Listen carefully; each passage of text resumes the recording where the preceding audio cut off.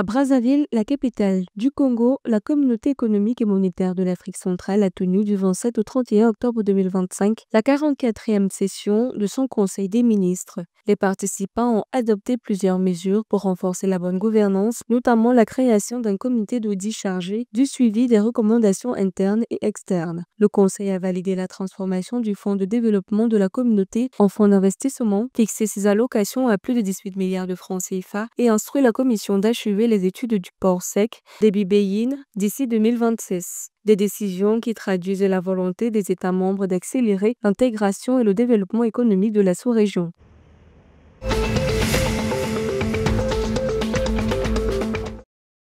Au premier trimestre 2025, le port autonome de Douala a enregistré une baisse de 6,9% de son trafic global, malgré une hausse de 25,9% de son chiffre d'affaires lié au paiement anticipé des redevances. Cette baisse s'explique par la diminution du tonnage des marchandises à l'importation et à l'exportation, ainsi que par un recul de 11% du nombre de navires accostés. Face aux défis persistants de la chaîne logistique et à la congestion chronique, le port maintient son plan d'investissement de 12 milliards de francs CFA pour moderniser ses installations et améliorer la productivité.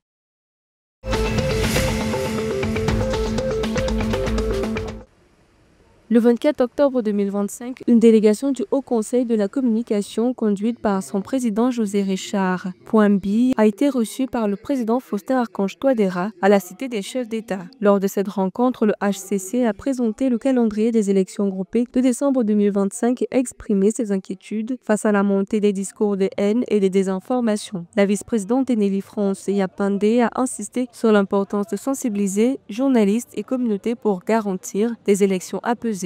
Le chef de l'État a affirmé son soutien au programme HCC malgré les contraintes budgétaires.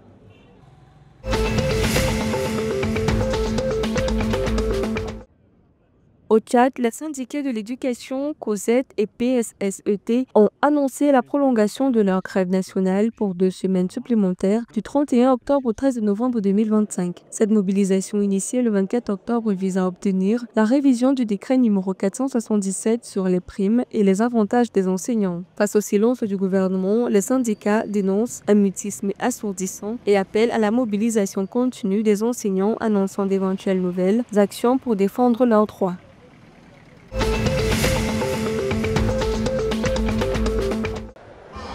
Du 3 au 9 novembre 2025, Kinshasa, capitale de la République démocratique du Congo, accueillera le championnat national de boxe amateur au gymnase du stade des Martyrs.